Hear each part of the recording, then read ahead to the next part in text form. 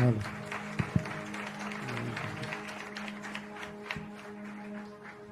વાણી મંગલ રૂપિણી ચ હસિતં યસ્યાસ્તિ વૈ મંગલં નેત્રે મંગલદચદોર્વિલસિતં ગુણાં પરં મંગલં વક્त्रं મંગલકૃત્ય પાદચલિतं યસ્યાખિલં મંગલં સોયં મંગલમૂર્તિરાશુ જગતો નિત્યં ક્રિયાન્મંગલં નિત્યં ક્રિયાન્મંગલં. બોલો શ્રી સ્વામિનારાયણ ભગવાન કી, શ્રી ઘનશ્યામ મહારાજ કી.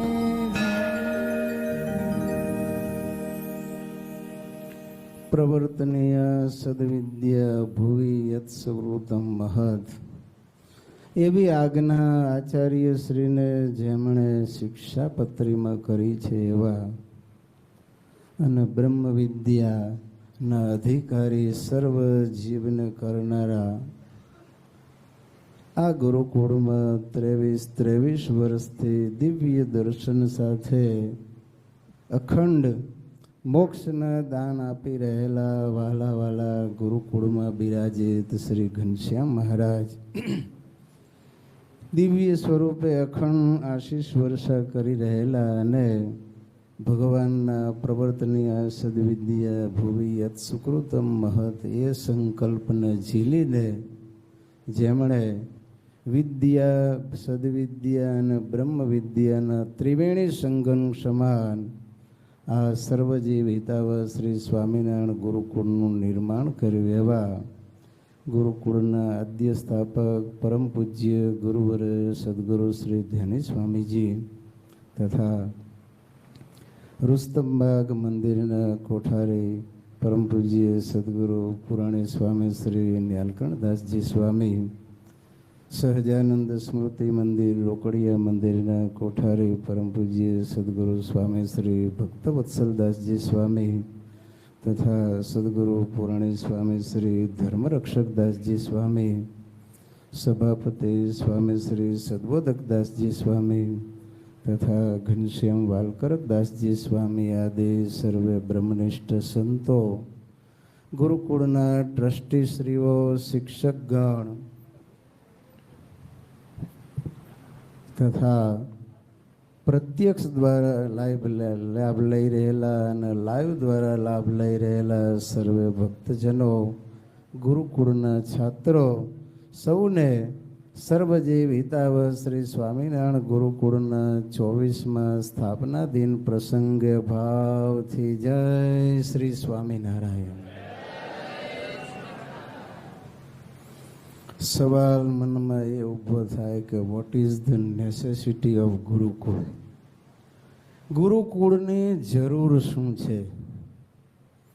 તો સંસ્કૃતિને ટકાવી રાખવા અને ઉજાગર કરવા વિદ્યા, સદવિદ્યા અને બ્રહ્મ વિદ્યા ત્રણેયનો સંગમ કરીને આ મનુષ્યને આ લોક અને પરલોકમાં સદાય સુખી કરવા માટે જો કોઈ જરૂરિયાત હોય તો એ છે આ ગુરુકુળ. ગુરુકુળ દ્વારા આ બધા જ પ્રકારના આશયો ભક્તો સિદ્ધ થાય છે. વિદ્યાભ્યાસ કરી અને કેવળ પેટ ભરવું એ કાંઈ વિદ્યાનો ખરો અર્થ નથી. આત્માર્થમ ભોજનમ યસ્ય રત્યર્થમ યસ્ય મૈથુનમ વૃત્યર્થમ યસ્ય ચાધિતમ નિષ્ફલમ તસ્ય જીવિતમ. કુર્મ પુરાણમાં અધ્યાય 16 અને શ્લોક નંબર 18 એમ કહ્યું કે કેવળ પોતાના અર્થે જેનું ભોજન છે અને રતિ અર્થે મૈથુન છે, અને કેવળ વૃત્તિ કહેતા ધન કમાવા અર્થે જે ભણ્યા છે ને એનું જીવન નિષ્ફળ છે. લ્યો, માટે શું કરવું? જીવનમાં પરોપકાર પરાયણ થવું. જેનું જીવન પરોપકાર માટે છે અને સાથે સ્વોપકાર કહેતા સ્વ ઉપકાર કહેતા આત્માના કલ્યાણ અર્થે છે, એનું જીવન જ ખરા અર્થમાં સાર્થક થયું એમ માનવું. તો સવાલ એમ થાય કે બીજાના અર્થે વિદ્યા ભણીએ તો આપણને શું મળે? પણ સાંભળો, ડૉક્ટર હોય, ડૉક્ટર થયા હોય તો મેડિકલ સેન્ટર ખોલીને લોકોની સેવા કરતા હોય તો સાથે સાથે એને પૈસા નથી મળતા. એને પૈસા મળે છે, ઘર ચાલે ને પોતે પણ સાજા માંદા થયા હોય તો પોતાની પરિવારજનોની દવા પણ એ કરી શકે. જો કોકનું ઘર સળગતું હોય અને આપણે એ ઓલવીએ તો એનું ઘર તો બચી જાય, પણ આપણું ઘર આંખબંધ રહે કે નહીં? બીજાના અર્થે કરીએ તો આપણને ફાયદો થાય કે નહીં? જો આપણે ઊભા ઊભા જોયા કરીએ પણ આપણું ઘર બાજુમાં હોય તો શું થવાનું? એના ઘર ભેળું આપણું ઘર પણ સળગી જવાનું. રસોઈયો છે એ બીજાના માથે રાંધે છે તો પોતે ભૂખ્યો રહે છે, પોતાને પણ જમવાનું મળી જાય છે. એમ વિદ્યા છે ને એ બીજાના અર્થે વાપરવી અને પોતાનું તો ભેળું ભેળું કલ્યાણ થવાનું જ છે. જો એ પછી લૌકિક વિદ્યા હશે તો અર્થોપાર્જન થશે, અધ્યાત્મ વિદ્યા હશે તો પોતાનું પણ કલ્યાણ થશે અને અન્યનું પણ કલ્યાણ કરશે. માટે આ ગુરુકુળ જેવી સંસ્થાઓમાં આવી ત્રિવેણી સંગમ સમય વિદ્યાઓ છે ને એ પ્રદાન કરવામાં આવે છે. એ એનો હેતુ છે, આશય. લૌકિક વિદ્યા તો બધે મળશે, પણ સંસ્કાર વગરની જે વિદ્યા છે ને એ જીવને સુખી કરે નહીં. એમાંથી બિન લાદેન પાકે. હી વોઝ સિવિલ એન્જિનિયર હતો. જો ધાર્યું હોત તો બીજા વર્લ્ડ ટ્રેડ સેન્ટર એનાથી મોટા નિર્માણ કરી શકે, પણ સાક્ષરાહ વિપરીતશ્ચેત રાક્ષસઃ ભવંતિ. સાક્ષર એનું ઊંધું કરીએ શું થાય? રાક્ષસ. જો એની બુદ્ધિ અવળી થાય ને તો એ રાક્ષસીમાં પરિણમે અને એણે વર્લ્ડ ટ્રેડ તોડી નાખ્યા. જો એટલે સાક્ષરો છે એ સંસ્કારી બની રહે, અધ્યાત્મ માર્ગે પણ આગળ વધે, આ લોકમાં પણ પોતાનું માતા પિતાનું કુળનું, ગુરુકુળનું, ગુરુનું, ભગવાનનું નામ રોશન કરી દેશનું નામ રોશન કરે અને દુનિયા સુધી પોતાની સેવાઓ પહોંચાડી સર્વના સુખમાં ભાગીદાર થાય. એવા સંસ્કારો આપવા માટે આવી ગુરુકુળ સંસ્થાઓના નિર્માણ થતા હોય છે. કવિ એમ કહે છે, અમંત્રમ અક્ષરમ નાસ્તિ નાસ્તિ મૂલ મનવસિદમ અયોગ્ય પુરુષે નાસ્તિ યોજક તત્ર દુર્લભ. કે છે કોઈ એવો અક્ષર નથી કે જે મંત્ર ન હોય. કખ ગઘ જે બધા અક્ષર છે ને એ પણ એક મંત્ર જ છે. અને કોઈ એવા મૂળિયા નથી કે જે ઔષધિ ન હોય. એ મૂળિયામાં કાંઈક ને કાંઈક ગુણ, કોઈ ને કોઈ રોગમાં તો એ મૂળ છે ને એ ઔષધિ તરીકે કામમાં આવતું જ હોય. પણ આપણે એ ઔષધિના ગુણ, એ મૂળના ગુણ જાણતા નથી ને એટલે શું કરીએ છીએ? પગ તળે કચરી નાખીએ છીએ. પણ જ્યારે બીમાર પડીએ અને વૈદ્ય પાસે જઈએ ત્યારે એના એ વૈદ્ય જો એ મૂળિયાના ગુણને જાણતા હોય તો એની યોજના કરીને સરસ મજાની માપસરની દવાના ડોઝ લખી આપે તો એના એ પગ તળે કચરાતા મૂળિયા છે એ શું થાય છે? આપણા રોગ કહેતા વ્યાધિનો નાશ કરનારા સાબિત થાય છે. એમ આ દુનિયામાં કોઈ એવો પુરુષ જે નકામો નથી. એ બધા જ કોઈને કોઈ ટેલેન્ટ સાથે સર્જાયેલા હોય. એટલે એને જો જોડનારા મળે યોગ્ય ક્રિયાને વિશે તો શું થઈ જાય? એ પણ જગતને ફાયદારૂપ સાબિત થાય છે. માટે કોઈને નકામા સમજવા નહીં. ભગવાનનું સર્જન માત્ર છે ને એની પાછળ કાંઈક ને કાંઈક હેતુ છુપાયેલો હોય. પણ એને યોગ્ય જગ્યાએ યોગ્ય પ્રકારના સંસ્કાર આપીને ઉપયોગ કરવામાં આવે તો એ જગતને ફાયદારૂપ થાય. અને જો સંસ્કારિત કર્યા વગર એમને એમ ઉપયોગ કરવામાં આવે તો દુઃખદાયક નીપજે. એટલે ભગવાનનું સર્જન માત્ર છે, એમાં કોઈને કોઈ ગુણ છુપાયેલા છે. તો ભગવાને આપણને આપેલી જે ટેલેન્ટ, શક્તિ, ગુણ, એનો ઉપયોગ આપણે પરોપકાર અને સ્વોપકાર કહેતા બીજાના ભલા માટે અને આપણા આત્માના કલ્યાણ અર્થે કરવો.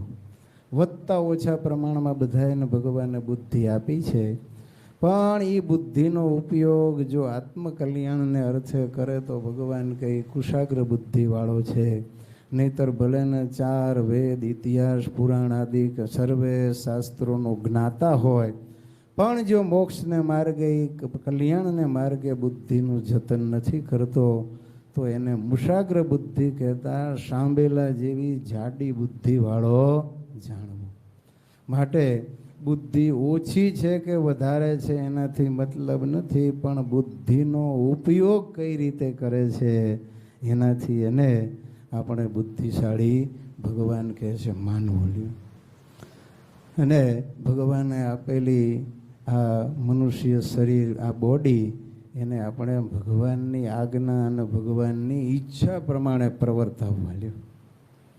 કાળ છે એ તમે જુઓ જોઈએ. આમ તો કાળનું નામ સાંભળે એટલે બધાને ઘૃણા થાય, નફરત થાય. પણ એ કાળ પણ ભગવાન વિભૂતિ યોગમાં એમ કહે છે, કાલહ કલયાતામ અહમ. ગણકોમાં હું ભગવાન કે કાળ છું લ્યો. એ કાળ જો ભગવાનની આજ્ઞા પ્રમાણે નિરંતર વર્તે છે તો ભગવાન કે કાળ હું છું પોતે. વિભૂતિ યોગમાં ભગવાન એવું કહે છે. પણ એ ક્યારે? કાળ ભગવાનની આજ્ઞા પ્રમાણે જો વર્તે છે. મદભયાત વાતે વાતો એમ સૂર્યસ્તપતિ મદભયાત વર્ષતિન્દ્રો દહતી અગ્નિ મૃત્યુશ્ચરતી મદભયાત. બધા એને ગણવામાં ભૂલ થાય, પણ કાળ એવો ગણક છે કે જેટલા શ્વાસ એના લખ્યા હોય ને એનાથી એક શ્વાસ વધારે નહીં, એક શ્વાસ ઓછો લેવા દેતા નથી. એનો અંતકાળ આવે ત્યારે એ ટાણા ઉપર શ્વાસ પૂરા થાય એટલે આવીને લઈ જાય છે. રાવણ હતો ને, રાવણ, એણે કાળને લાંચ આપી. કાળને કહે છે કે તારે મને લેવા આવવાનું નહીં, મારા શ્વાસ ગણવાના નહીં, મને તારે મારવાનો, તારે જે જોઈએ આપો. ત્યારે કાળ કહે છે કે તું તારી શક્તિ અને સત્તાના જોરે મને લાંચ આપી અને મારા કાર્યમાંથી વિચલિત કરવા માટે પ્રયત્ન કરે છે. પણ Ravan, it is impossible for me. આ મારા માટે શક્ય નથી. હું તો જે દિવસે તારો કાળ હશે ને તે દિવસે તને લઈને જ જંપીશો. જો કાળને સોંપેલી આજ્ઞા કાળે યથાર્થ બજાવી તો ભગવાને વિભૂતિમાં કાળનું નામ દીધું. વિચાર કરો, ભગવાન કે હું કાળ છું.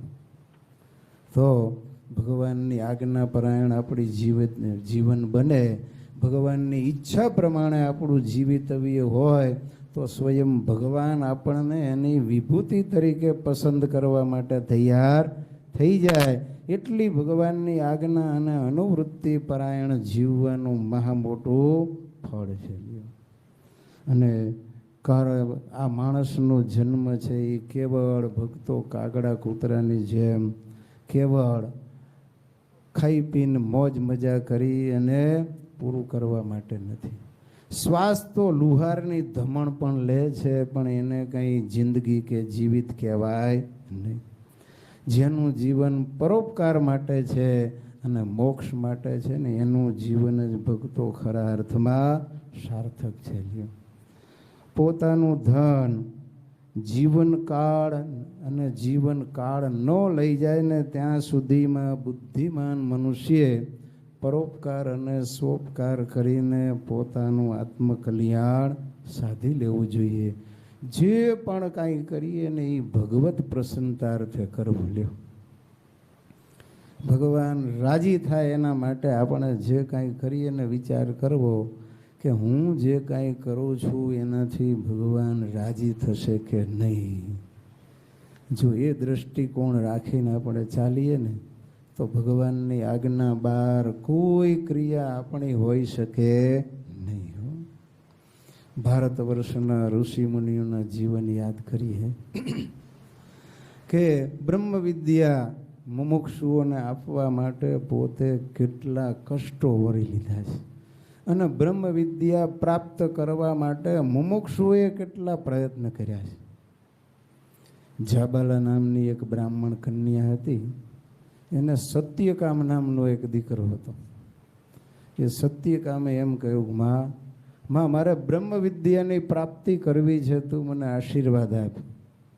ત્યારે એની માએ પોતાનો એકનો એક દીકરો હતો ને એને ભણવા માટે ગુરુકુળમાં આશ્રમે જવા માટેની રજા આપી દીધી છે. અને એ જાબાલાનો દીકરો હતો એટલે એનું નામ શું પડ્યું? સત્યકામ જાબાલી. આવું એનું નામ પ્રસિદ્ધ થયું. તો સત્યકામ છે ને એ ભણવા માટે ગૌતમ ઋષિના આશ્રમે ગયો.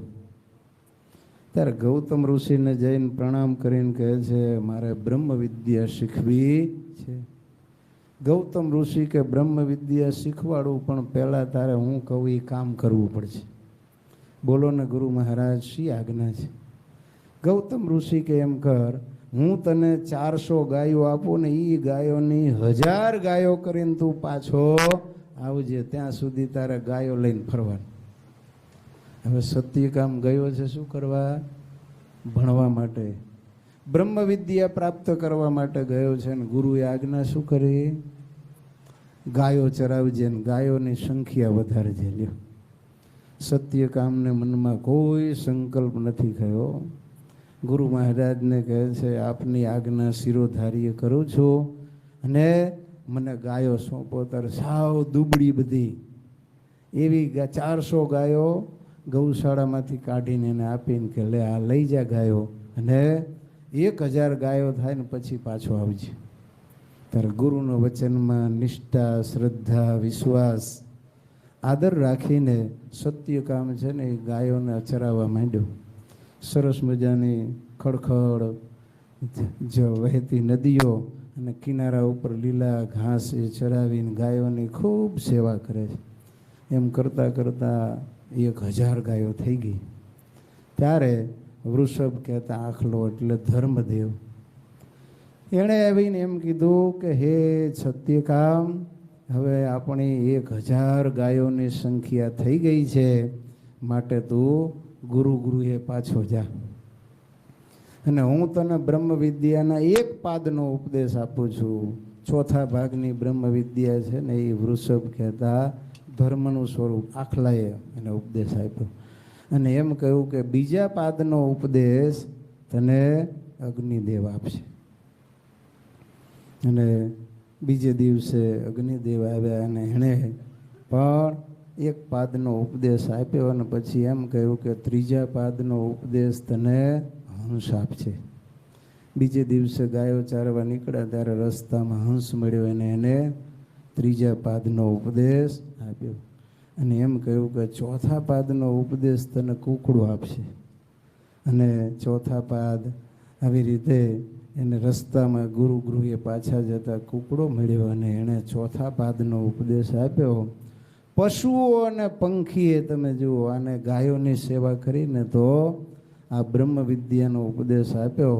1000 ગાયો લઈને જ્યારે પાછો આવ્યો ને ત્યારે સત્યકામના મુખારવિંદ ઉપર બ્રહ્મ વિદ્યાનું તેજ વિલસતું હતું. ગૌતમ ઋષિ આ જોઈને આશ્ચર્ય પામી ગયા. ગુરુ ઋષિ કહે છે કે બેટા, તને તો બ્રહ્મ વિદ્યાની પ્રાપ્તિ થઈ ગઈ છે. ત્યારે કહે છે, હા ગુરુ મહારાજ, મને આ ભારત વર્ષના પશુઓ અને પંખીઓએ આ ધર્મનો ઉપદેશ અને બ્રહ્મ વિદ્યાનો ઉપદેશ આપ્યો છે. જો તો ગુરુની પ્રસન્નતા પ્રાપ્ત થાય, ગુરુની આજ્ઞાપરાયણ જીવિતવ્ય હોય તો એ ગૌશાળા કરીને ગાયો ચરાવે ને તોય એમાંથી એને બ્રહ્મ વિદ્યાની પ્રાપ્તિ થાય. એટલે ગુરુની પ્રસન્નતા, ગુરુની આજ્ઞા પાલકતા, ગુરુની અનુવૃત્તિ એ જ શિષ્ય માટે સર્વશ્રેષ્ઠ ઉત્તમ સિદ્ધિઓ પ્રાપ્ત કરવાનું સરળ સાધન છે. તો સામે ઋષિ મુનિઓએ પણ તમે જુઓ બ્રહ્મ વિદ્યા આપવા માટે કેટલી કુરબાનીઓ આપી છે. દધીચી ઋષિ બ્રહ્મ વિદ્યાના ધારક હતા. ઇન્દ્ર છે ને એ બ્રહ્મ વિદ્યા લેવા માટે દધીચી ઋષિ પાસે આવ્યો. અપાત્ર કહેતા કુપાત્રને ખરેખર વિદ્યા આપવાને શાસ્ત્રમાં ના પાડી છે. પણ ત્રિલોકીનો મહારાજા જાણતા હતા દધીચી ઋષિ કે આ બ્રહ્મ વિદ્યાને લાયક નથી, પણ ના પાડે તો ઉપાધિ, કારણ કે ત્રિલોકીનો રાજા એટલે ભણાવવો તો પડે. એટલે ઇન્દ્રને ઉપદેશ આપવાની શરૂઆત કરીને પછી વિષયોનું ખંડન એણે કર્યું કે ઇન્દ્રના જેવા ભોગ છે ને એવા તો આ ભૂંડડા અને ગધેડાના ભોગ છે. આવું જ્યાં કીધું ને સ્વર્ગના ભોગને, અને ઇન્દ્ર ખીજાણો. પહેલાં તો એમ થયું કે ઋષિનું માથું કાપી નાખવું, પણ પછી થયું કે શાપ દેશે તો મારું ધનોત નીકળી જશે, એટલે કંટ્રોલ કર્યો. અને પછી ઋષિને કહે છે કે સાંભળો, આજે તમે આ નિંદા કરી ભલે કરી, હવે જો કોઈને આવી બ્રહ્મ વિદ્યા આપશો ને તો તમારું માથું હું કાપી નાખીશ. એમ કહીને ઇન્દ્ર જતો રહ્યો. હવે ઋષિવર તો અખંડ ભગવત ધ્યાન પરાયણ અને મુમુક્ષુ આવે તો એને આ વિદ્યા છે ને એ આપતા, વેચતા નહોતા. આજે વિદ્યાનું વેચાણ થઈ રહ્યું છે. પહેલાં વિદ્યા છે ને એનો પ્રસાર થતો અને ઝાઝા જીવને આ બ્રહ્મ વિદ્યા પ્રાપ્ત થાય ને મુક્તિના અધિકારી બને, એના માટે ઋષિ મુનિઓના પરોપકાર પરાયણ જીવન હતા. જુઓ તમે તો અશ્વિની કુમારો દેવોના વૈદ્ય કહેવાય, એ દધીચી ઋષિ પાસે આવ્યા અને દધીચી ઋષિને એમ કહ્યું કે અમને તમે બ્રહ્મ વિદ્યા ભણાવો. દધીચી ઋષિ એમ કહ્યું કે તમે થોડાક આ બધા નિષ્કામ નિર્લોભાદિક ગુણો છે ને એ કેળવીને આવો, હું તમને ભણાવીશ. એટલે એમણે બધાએ ગુણો કેળવ્યા અને ફરી આવ્યા. હવે તો ના પડાય નહીં, વચનનું પાલન કરવું પડે. પણ સામે ઇન્દ્રે કહ્યું હતું કે જો તમે વિદ્યા ભણાવશો બ્રહ્મ વિદ્યા કોઈને તો હું માથું કાપી નાખીશ. પણ આ તો ઋષિ હતા, વચનનિષ્ઠ રહ્યા હો, કે મારું વચન મારે પાળવું છે. અને દધીચી ઋષિ ભણાવવા તૈયાર થયા ને ત્યારે આ દેવોના વૈદ્યો કહે છે કે દધીચી ઋષિ, ઇન્દ્ર તમારું માથું કાપી નાખશે તો એ કે બ્રહ્મ વિદ્યા આપતા આપતા મારું માથું જાય ને તોય મને મંજૂર છે. વિચાર તો કરો, આ ભારત વર્ષના ઋષિઓ ભગવત જ્ઞાન બીજાને મળે ને બીજાના કલ્યાણ થાય એના માટે પોતાનો દેહ ન્યોછાવર કરી દેતા હતા. આ હતી ભારત વર્ષની ઋષિઓની અસ્મિતા. ત્યારે અશ્વિની કુમારો કહે છે ગુરુદેવ સાંભળો, અમારી પાસે એવી વિદ્યા છે સંજીવની, તો તમે ભણાવશો એટલે ઇન્દ્ર માથું ઉતારી દેશે, માટે અમે પહેલાં જ તમને ઘોડાનું માથું ફિટ કરી દઈએ અને તમારું માથું સાઈડમાં રાખી દઈએ. ઇન્દ્ર આવીને માથું કાપી નાખે એટલે પાછું તમારું માથું હતું એ ચડાવી દઈશું. ઋષિ કે ભલે, અને માથું કાપીને સાઈડમાં મૂકી દીધું. એ વખતે કેવું પ્રિઝર્વેશન હશે વિચાર કરો. માથા કાપેલા એમને એમ રહેતા હતા અને વિદ્યાભ્યાસ ચાલુ કર્યો ઘોડાનું માથું ચડાવીને. ઇન્દ્રને ખબર પડી એટલે આવ્યો, માં ધુઆ પુઆ થતો ને આવીને માથું કાપી નાખ્યો. ઘોડાનું માથું જુદું થઈ ગયું, ઇન્દ્ર ભાગી ગયો. અશ્વિની કુમારે પાછું હતું એ ઋષિનું માથું ચડાવી દીધું અને અશ્વિની કુમારોના બ્રહ્મ વિદ્યાનું જ્ઞાન દધીચી ઋષિએ આવી રીતે જાનના જોખમે પણ આપ્યું. એનાથી આગળ વિચાર તો કરો, વૃત્રાસુરે જ્યારે ત્રિલોકીનું રાજ્ય લઈ લીધું ને, ઇન્દ્ર અને દેવતાઓ આ બધા ભિખારી થઈને ભટકવા માંડ્યા. હવે વૃત્રાસુર કોઈથી મરતો નહોતો, કારણ કે ત્રષ્ટાના મંત્રો યજ્ઞથી આ ઉત્પન્ન થયેલો. એટલે દેવતાઓ થાક્યા અને પૂછ્યું કે આ મરે કે ના? કે દધીચી ઋષિના હાડકાનું વજ્ર બનાવો તો મરે. લ્યો, ત્યારે ઇન્દ્ર જેણે એક વખત દધીચીનું માથું કાપી નાખ્યું હતું, એ નહીં ઇન્દ્ર પાછો દેવતાઓને સાથે લઈને દધીચી ઋષિના આશ્રમે આવ્યો અને વિનંતી કરી કે આ ત્રિલોકીમાં આસુરી અત્યારે રાજ્ય છવાયું છે, ભયંકર ત્રાસ સૌ પ્રજાને આપે છે, તો અમારા ઉપર કૃપા કરો અને તમારા હાડકા છે ને એ વજ્ર બનાવવા માટે આપો તો આ વૃત્રાસુર મળે. ત્યારે દધીચી ઋષિ એક સંકલ્પ કર્યા વગર એમ કહ્યું કે ભલે ઇન્દ્ર, જો મારા હાડકાથી તારું વજ્ર બને અને ત્રિલોકી સુખી થતી હોય તો હું મારા હાડકા પણ આપવા તૈયાર છું. ઇન્દ્ર તો એ જ વખતે તૈયાર થઈ ગયો તલવાર લઈને કાપવા. ત્યારે દધીચી ઋષિ કહે છે, વેઇટ પ્લીઝ, શાંતિ રાખ. એ કે હવે હાડકા લેવામાં શાંતિ છું. ત્યારે કે જો તું એવી રીતે મને મારીશ ને તો તને બ્રહ્મ હત્યા લાગશે. માટે પહેલાં હું યોગ ધારણા કરી અને મારો આત્મા છે ને આ શરીરમાંથી બહાર કાઢી ભગવત સેવામાં મૂકી દઉં, પછી તું હાડકાનું વજ્ર બનાવીને વૃત્રાસુરને મારજે. વિચાર તો કરો કેવા ઋષિ હે, જે એક વખત માથું કાપી ગયો તો છતાંય બીજી વાર એ જ્યારે માથું માગવા આવ્યો ત્યારે દેવા તૈયાર થયા અને એ ઉતાવળથી ઋષિનો વધ કરવા તૈયાર થયો. ત્યારે કહે છે કે તને બ્રહ્મ હત્યા ન લાગે એટલે પહેલાં હું યોગ ધારણા કરીને શરીર છોડીને ભગવાનના ધામમાં જાઉં, પછી તું મારા હાડકાને લઈ જાજે. તો આ ભારત વર્ષના ઋષિઓ જગતનું રૂડું થાય એના માટે પોતાનું સર્વસ્વ કુરબાન કરી દેવામાં ક્યારેય કોઈએ પાછું વાળીને જોયું નથી. તો એવા જ આપણા ગુરુવર્ય સદગુરુ ધ્યાની સ્વામીજી પણ હતા કે જેમણે 22 વર્ષે ભગવત સાક્ષાત્કાર કર્યો, ધામમાં જવાના હતા પણ ગુરુ આજ્ઞાથી રોકાણા અને ભગવાનને પણ બાંધ્યા કે હવે હું જે કંઈ કર્મ કરું એ કર્મનું ફળ મને લાગે નહીં.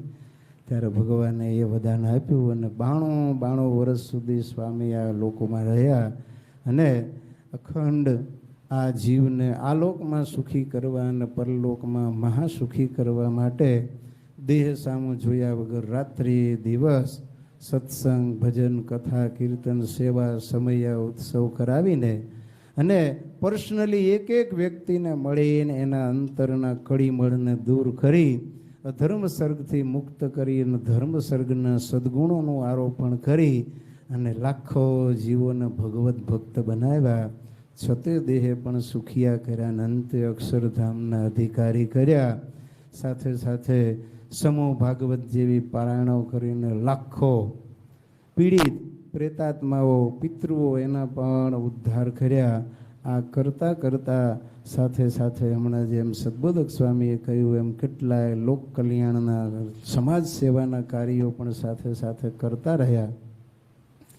તોય સ્વામીને મનમાં સંતોષ ન થયો એટલે એ સેવાને વેગ આપવા માટે મોટી માત્રામાં બહોળા વિકાસના અને સાથે સામાજિક ઉત્થાન અને આધ્યાત્મિક ઉત્થાનના કાર્યો શક્ય બને એના માટે સ્વામીજીએ આ સર્વજીવ હિતાવ શ્રી સ્વામિનારાયણ ગુરુકુળની સ્થાપના કરી અને આ ગુરુકુળ દ્વારા પણ બધા જ શિબિરો, પારાયણો આદિ આત્મ ઉદ્ધારના કાર્યો અને સાથે સાથે ગરીબોને સેવા, રોગીઓ માટે હોસ્પિટલ અને સાથે સાથે મેડિકલ સહાય પણ, શૈક્ષણિક સહાય, એ બધી જ પ્રવૃત્તિઓનો વેગ આપ્યો.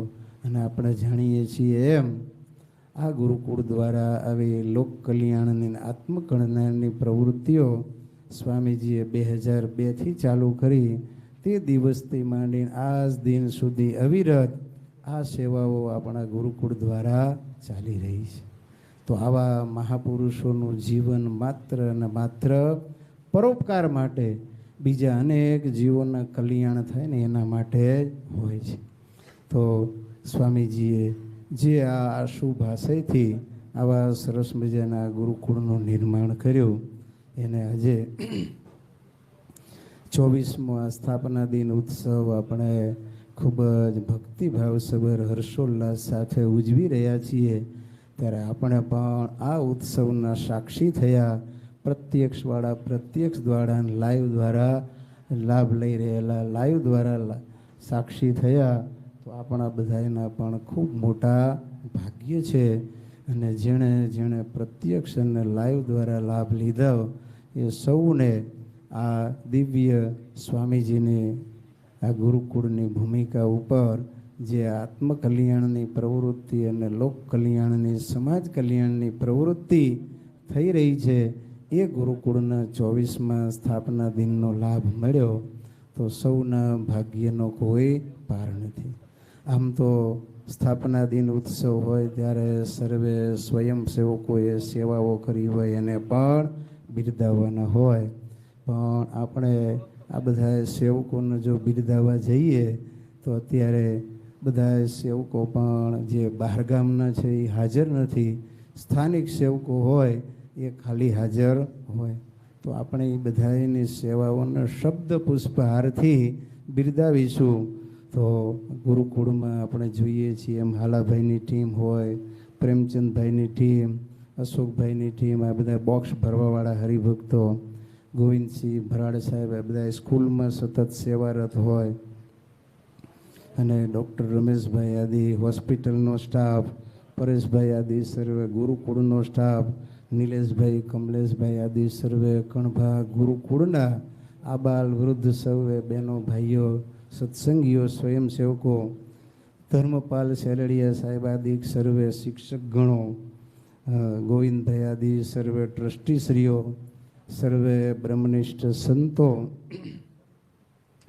કીર્તન મંડળી, મધુભાઈ આદિ સર્વે, રસોડાની ટીમ, મેહુલ રાજન આદિ ઉતારાની ટીમ, સ્વયંસેવકો બધાએ અલગ અલગ પ્રકારની જે સેવાઓ કરી છે એ બધી સેવાઓ કરનારા સ્વયંસેવકો, અને સરસ મજાનો અન્નકૂટ તમે જોઈ રહ્યા છો. 337 આઈટમ છે એમ કે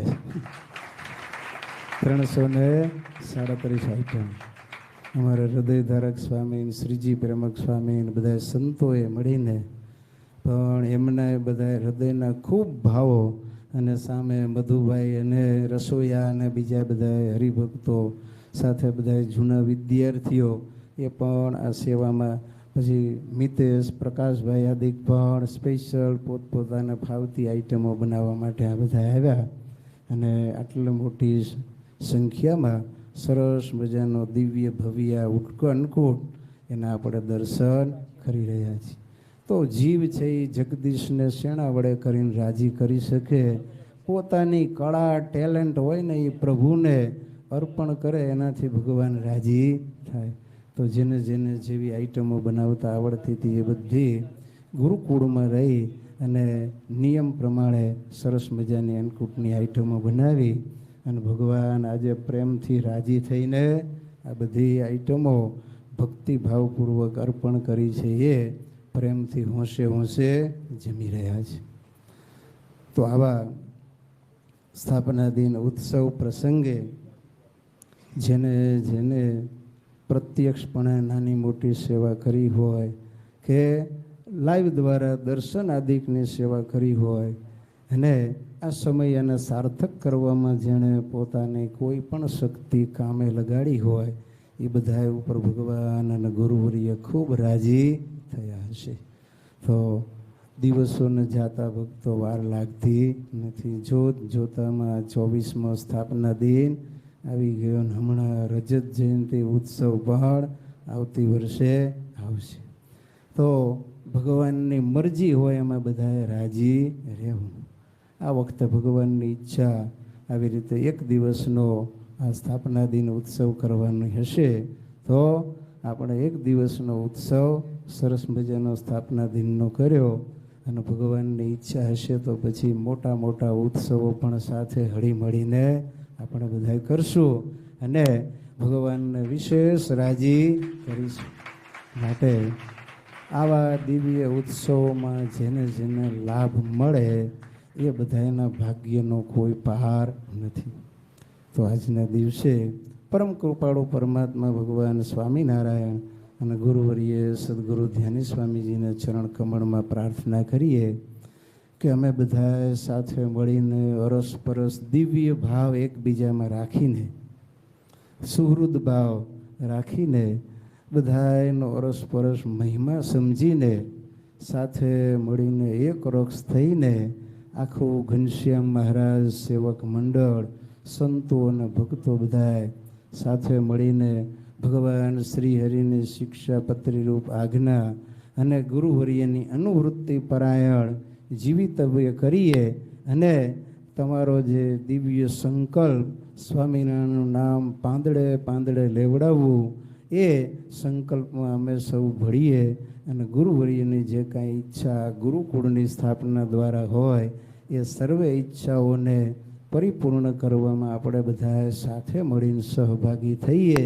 એવી શ્રદ્ધા, શક્તિ અને સામર્થ્ય આપણને બધાને ભગવાન આપે અને આપણે પણ પૂરી નિષ્ઠાથી આપણી શક્તિ, શ્રદ્ધાને કામે લગાડીએ, જેથી કરીને ભગવાન અને ગુરુવર્યના શુભ સંકલ્પો સિદ્ધ કરવામાં આપણે બધાએ પણ ફૂલ નહીં તો ફૂલની પાંખડી ભાગીદાર થઈએ અને એના દ્વારા રાજી થયેલા ભગવાન અને ગુરુવર્ય આપણને આલોકમાં પણ સર્વ પ્રકારે સુખી કરે અને પરલોકમાં ભગવાન પોતાની હજુરી સેવામાં સૌ કોઈને રાખે એટલી પ્રાર્થના સાથે આ ગુરુકુળમાં જે કોઈ વિદ્યાર્થીઓ નહીં, જીવ પ્રાણી માત્ર આવે એ સૌ કોઈનું ભગવાન આત્યંતિક કલ્યાણ કરે એવી પ્રાર્થના સાથે મારી વાણીને વિરામ. સહજાનંદ સ્વામી મહારાજની